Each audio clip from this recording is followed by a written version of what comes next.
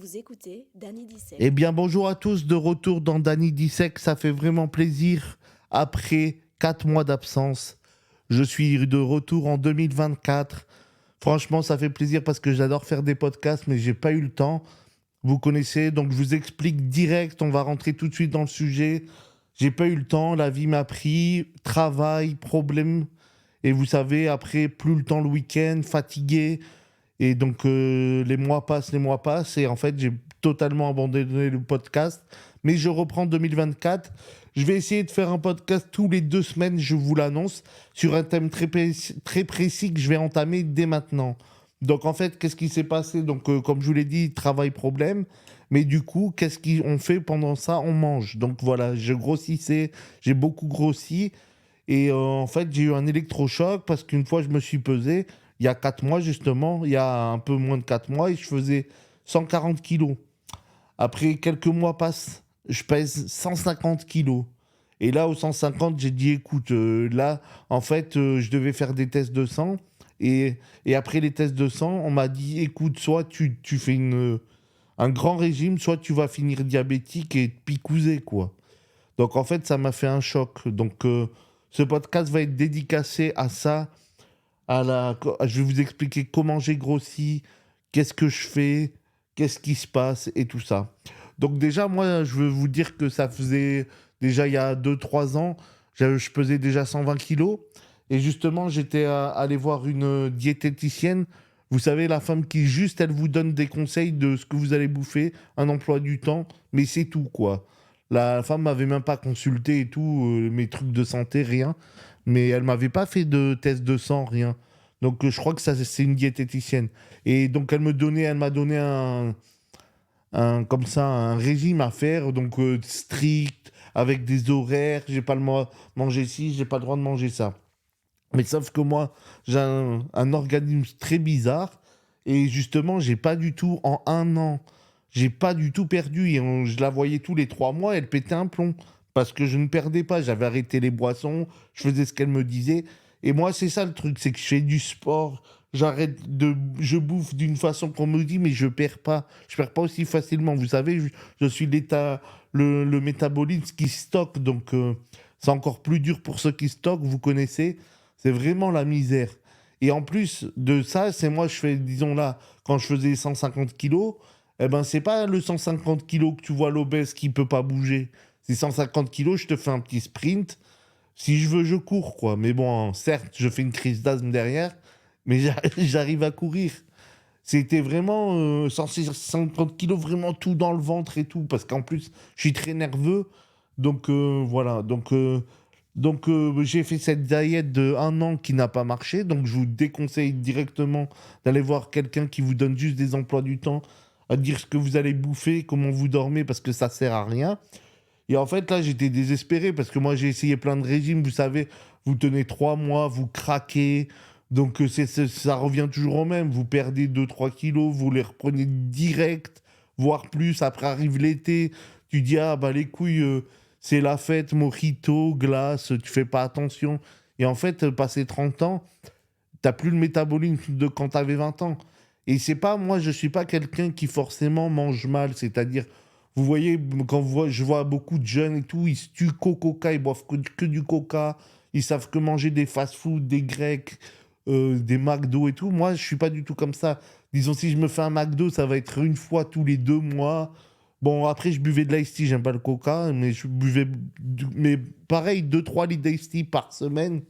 Bon, ça peut paraître beaucoup, mais comparé à ceux qui boivent des litres et des litres de coca tous les semaines, c'est pas grand-chose. Mais bon, en fait, petit à petit, vous gagnez 1 kilo, 2 kilos, 3 kilos.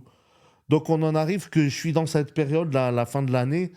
Je fais que travailler, donc tu penses qu'à bosser, la famille, et tu fais pas attention comme tu manges. Après le soir, n'aime pas avoir ce plaisir? Tu te poses, tu te mets Netflix, pizza M&M's, le classique, où tu te fais des pâtes, t'es content, tu vois. C'est normal parce que en gros, ça te fait un petit plaisir et t'es content. Et en gros, donc, je vous ai dit, je devais faire des tests de temps parce que j'étais malade. Et là, ils m'ont dit, ouais, t'as le sucre. Par chance, je n'ai pas de cholestérol ni rien. De ce côté-là, ça allait. Mais j'avais tout plein de tests comme ça. Tout mon test de sang était pourri, quoi, en gros.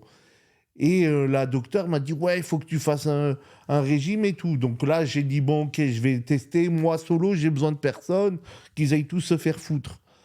Donc pareil, là, je recommence, je dis, allez, j'arrête tout. Mais pareil, au bout de 2 mois, je recraque. Je dis, putain, j'arrive pas et tout, machin.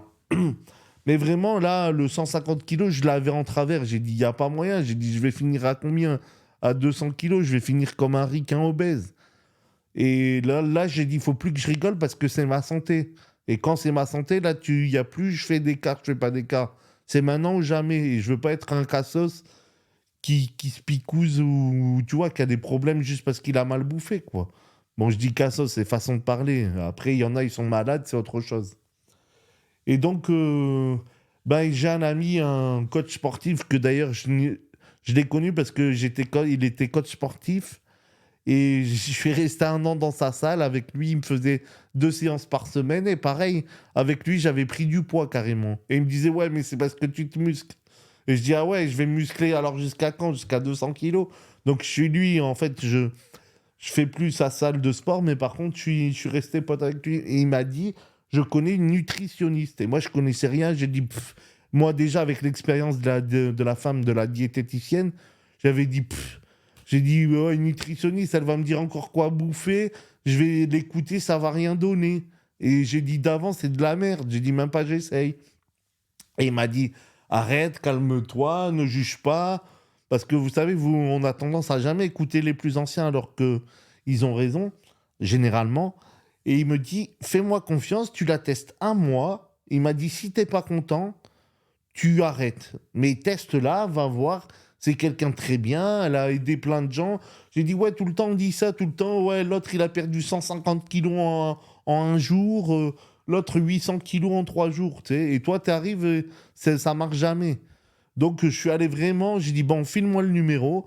Et je suis allé vraiment sans aucune attente et vraiment en disant, ouais, de toute manière, quoi qu'il arrive, ça va pas marcher, quoi. Parce que c'est bien beau de parler.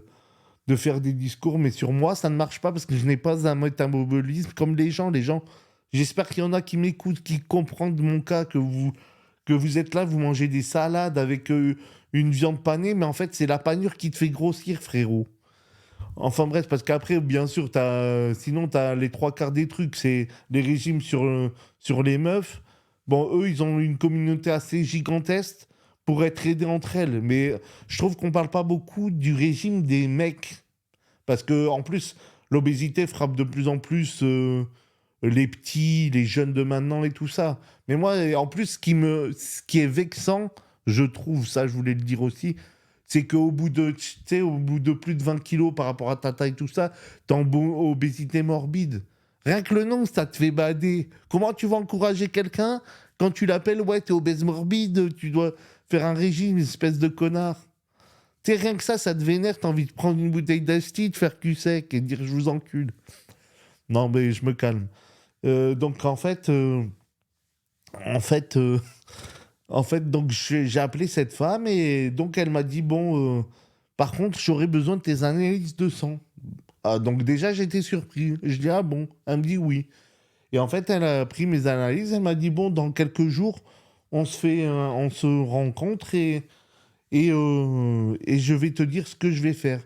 Et en fait, elle m'avait dit, donc les quelques jours passent et tout, je dis, bon, on va voir ce qu'elle va me dire. Et en gros, elle m'a fait un bilan catastrophique, quoi.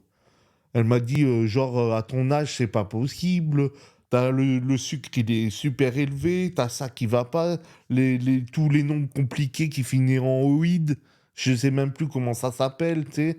T'as tout qui va mal, c'est la catastrophe et tout, tu sais.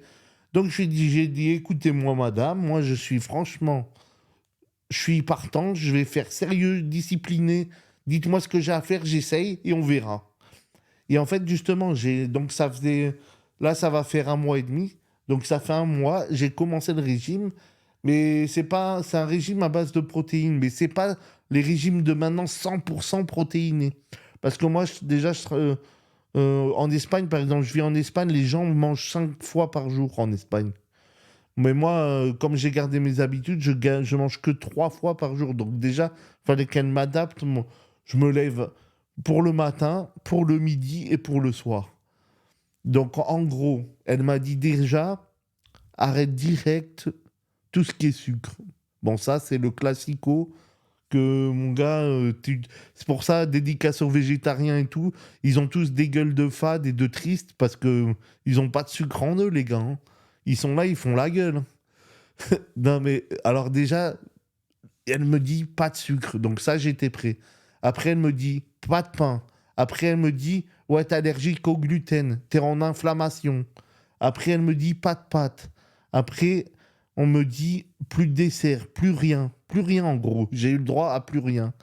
Donc, en fait, ce qui est très dur, je vous l'avoue, parce que c'est le plaisir, parce que ceux qui aiment la bouffe me comprendront. C'est pas bouffer pour bouffer un McDo et kiffer. Non, moi, j'aime bien cuisiner, prendre mon temps, faire des produits de qualité, tu sais, vraiment bien manger de la qualité, pas de la merde. C'est ça qui est très différent avec les jeunes. Que les jeunes, ils bouffent de la merde et ils boivent de la merde. Donc, voilà. Donc, en gros, elle m'a dit, le matin, qu'est-ce que je fais? Je dois manger des œufs, un avocat et des fruits rouges. Pourquoi les fruits rouges? Parce que c'est, ça vous désinflamme. Je sais pas, on dit comme ça, désinflamme. C'est parce que j'étais gonflé à cause du gluten et de toutes les saloperies. Parce que vous savez, quand vous mangez de la journée le pain, des pains au chocolat, des pizzas, des biscottes, toutes sortes de choses, des tartes, des quiches, des trucs comme ça. En fait, moi, toute la farine blanche, déjà, j'avais en fait l'allergie au gluten, donc ça vous fait gonfler. Et vous êtes toujours gonflé et vous avez mal au ventre.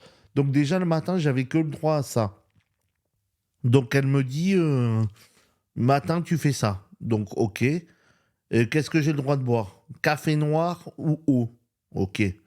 Midi, viande blanche, légumes.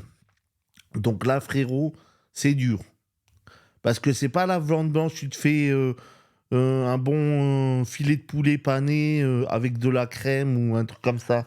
Et en fait, c'est débile, mais c'est chaque détail qui compte. En fait, donc tu rentres, tu vois, tu fais un poulet grillé comme ça, à l'huile d'olive, avec une salade ou avec des légumes chauds ou des trucs comme ça, quoi.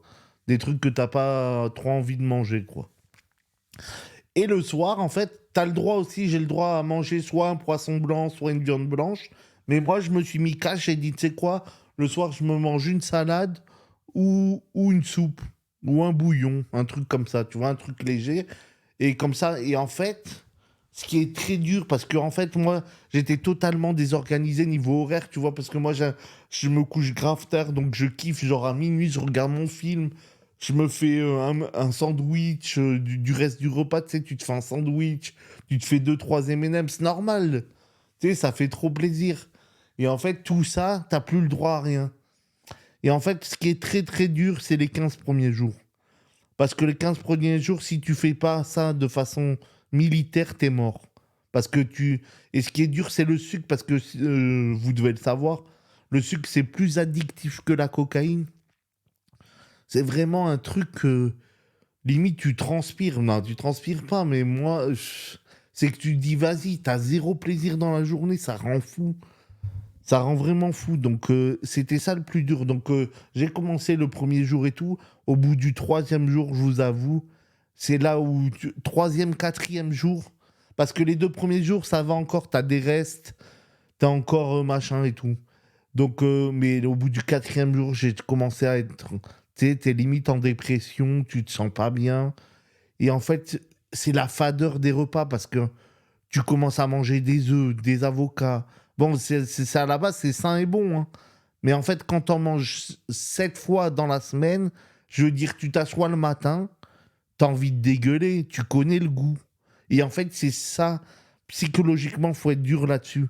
Il n'y a pas de secret, en fait, c'est psychologiquement, faut tenir. Si tu tiens pas, c'est mort.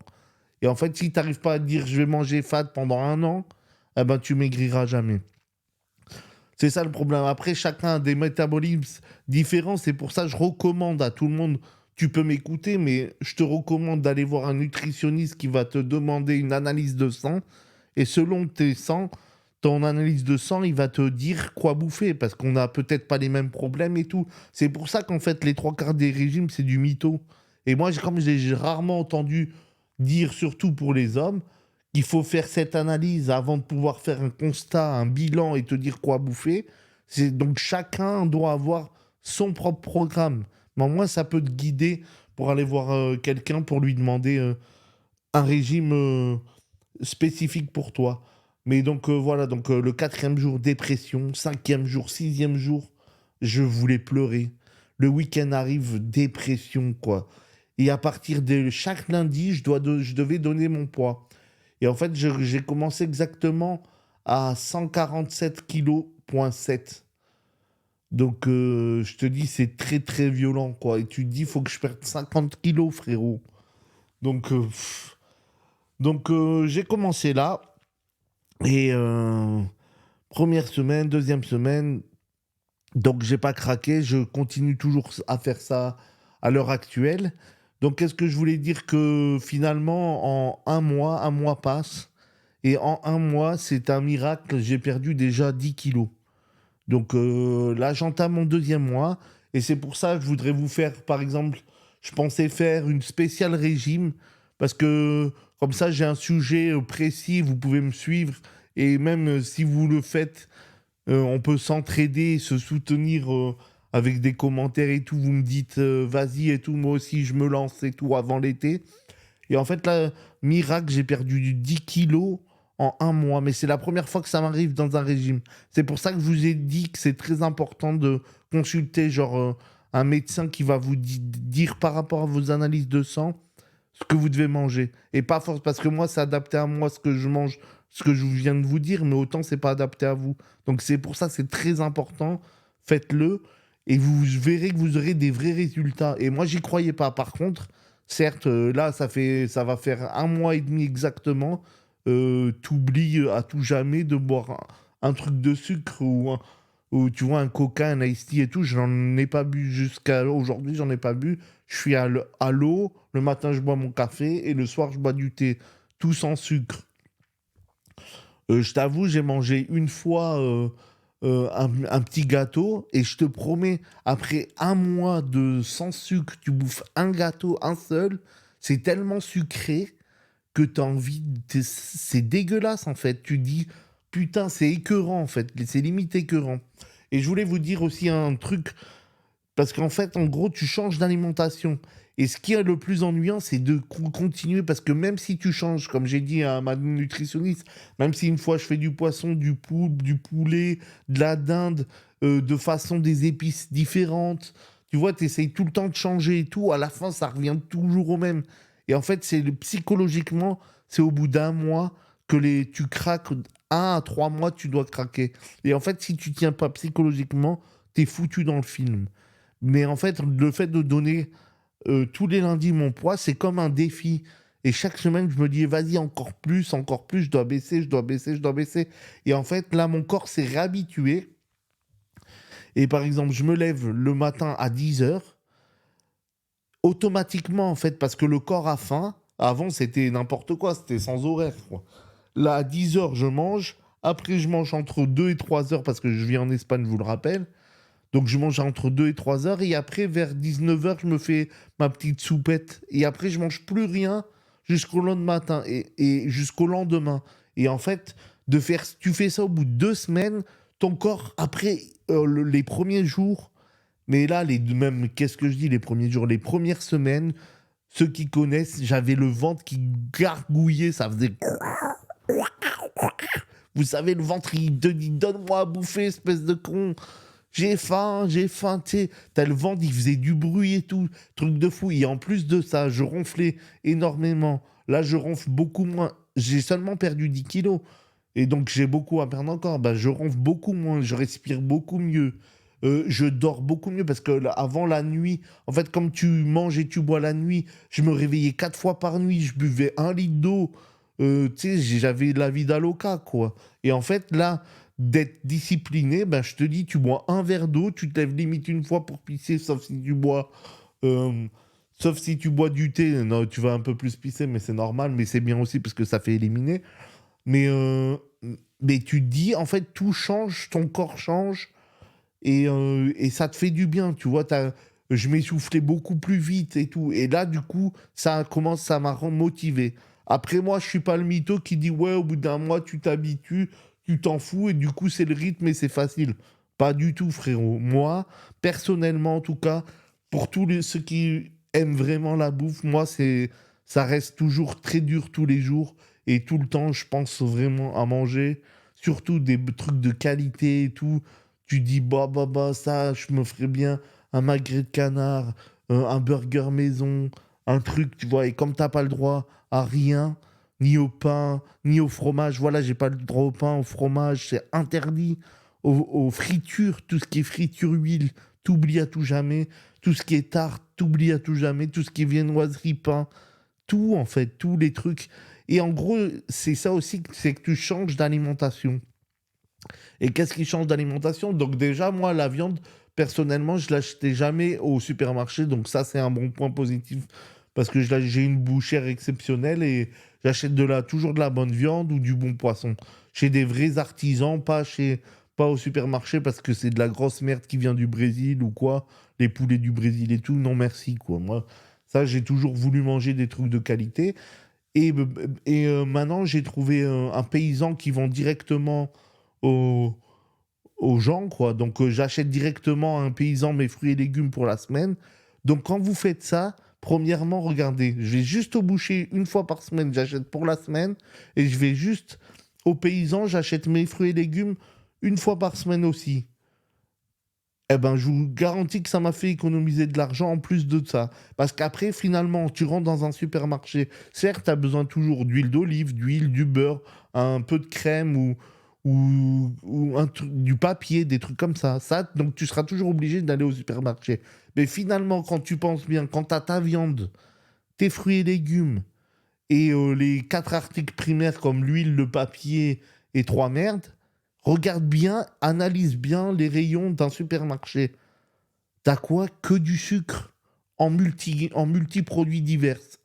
T'as 10 000 Kellogg's, t'as 10 000 Kit Kat, Snickers, t'as 10 000 Coca, t'as 10 000 Ice Tea. Et en fait, si tu analyses bien, ils vendent que du sucre ou des produits modifiés. Regarde bien, en fait. Et en fait, tu dis, c'est vrai, en tant qu'humain, les mecs de la préhistoire, qu'est-ce qu'ils faisaient? Ils chassaient, ils chassaient un animal et ils buvaient l'eau du fleuve. Donc finalement, on s'est vraiment mis à consommer de la merde. Et en fait, si tu fais cette analyse, après, c'est sûr, moi, plus tard, par exemple, j'adore le chocolat. Elle m'a dit plus tard, dans 6 mois ou quoi, je te réintroduirai un jour de chocolat parce qu'après, la notion de plaisir, faut qu'on l'ait au bout d'un moment ou un autre. C'est pas la guérilla à vie. Mais pour le moment, il faut tenir bon. Et c'est pour ça, ayez cette analyse que vous vous dites qu'au supermarché, finalement, on nous prend pour des cons. Déjà, c'est cher. C'est très cher. Ils vous vendent de la merde. Et même si on parle que de viande et de légumes, c'est de la merde et c'est cher. Moi, je paye pas plus cher chez mon boucher.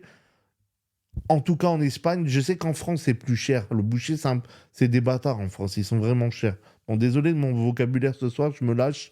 Je suis en mode cool. Ça fait 4 mois, j'avais envie de parler.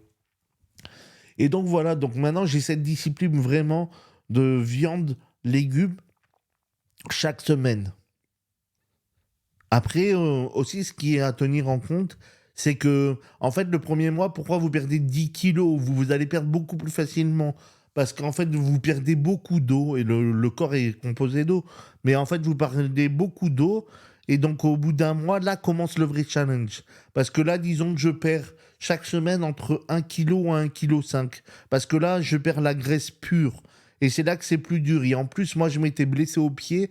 Donc ça m'empêche de faire du sport. Donc imaginez, j'étais bloqué. Donc là, d'ici 2 3 semaines, je vais pouvoir remarcher et ça va me faire de l'activité en plus. Mais vous perdez toutes les semaines 1 kilo. Imaginez comme c'est dur. Et tu dis, je dois perdre allez, 35 kilos encore. Alors imagine le combat. Donc je te dis, quand je vais redescendre, après je vais tellement penser à comment j'ai galéré que t'as plus envie de faire le camp. Et en fait, tu te rends compte que tu réinventes ton alimentation. Et en gros, tu dis, en fait, je peux manger un jour une fête pizza, faire une fête, boire de l'alcool et tout. Mais un jour dans les 3 semaines, quoi. Ou dans le mois, limite, j'allais dire. Mais ça dépend de l'âge. Mais passer 30 ans, voilà, tu as le droit à te faire une sale bouffe une fois par semaine. Et après, le reste de la semaine, tu dois faire un bilan et te dire quand même, voilà, ma semaine est complètement saine, même si j'ai fait un jour de merde. Mais là, voilà, pour l'instant, je suis dans le cœur du sujet, je suis dans le régime pur et dur, donc il n'y a pas de jour off ou de jour plaisir. Donc c'est la guérilla et il faut tenir. Et j'espère que ce podcast il va pouvoir aider ou des gens où ça va les motiver parce que moi j'étais le premier désespéré, j'étais le premier à dire ça ne marche pas. Et je vous dis chaque lundi je stresse à me dire oh peut-être que je vais pas perdre et tout. Et peut-être ça va s'arrêter. Je suis tellement traumatisé que ça marchait pas. J'ai dit peut-être ça va s'arrêter d'un coup et je vais plus réussir. Et pour l'instant ça continue. Donc je voulais vous faire ce petit podcast sur ça et vous dire, voilà, tous les 2 semaines, faire avec vous un compte rendu, un bilan un peu. Et si vous voulez, je peux décrire un peu tous mes menus de la semaine. Comme ça peut vous donner une idée. Mais après, voilà, le menu aussi, je vous conseille de consulter un médecin un vrai qui vous dira vraiment ce qui vous convient. Je vous l'ai dit 3 fois, mais je préfère le répéter. Donc voilà, en gros, là, maintenant, c'est reparti. Je suis plus en forme en plus. Donc ça me fait plaisir d'être de retour. J'aimerais bien continuer sur ce thème et dans les prochaines semaines, vous partager à combien j'en suis. Donc là, ça fait exactement 1 mois et demi. Donc là, je suis à 137 kilos exactement. Donc je perds doucement. J'ai foiré une semaine où j'ai pris 500 grammes la semaine dernière. Donc là, j'étais traumatisé parce que pareil, tu fais attention toute la semaine. J'avoue, je me suis fait une fois des pâtes parce que j'ai craqué au bout d'1 mois et demi. Eh ben, regarde, sanction directe. 500 grammes dans la gueule. Donc là, on va voir cette semaine. Normalement, j'ai fait très sérieux. J'ai repris plus que jamais. Donc là, je suis sérieux. Je vais vous faire le bilan chaque 2 semaines ou chaque semaine. Ça dépendra si j'ai le temps de faire le podcast ou pas.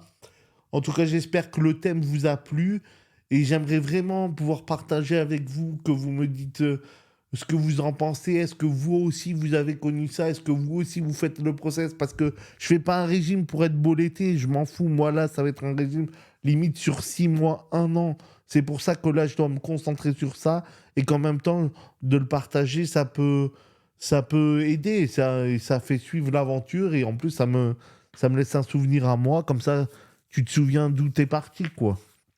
Donc voilà. Donc en tout cas, j'espère que ça vous a fait plaisir. Je vous dis à bientôt pour vous dire la continuation de tout ça. Et voilà. Je vous invite à me laisser des commentaires, à écouter, à partager. Et je vous dis à très vite et à bientôt. Ciao, ciao.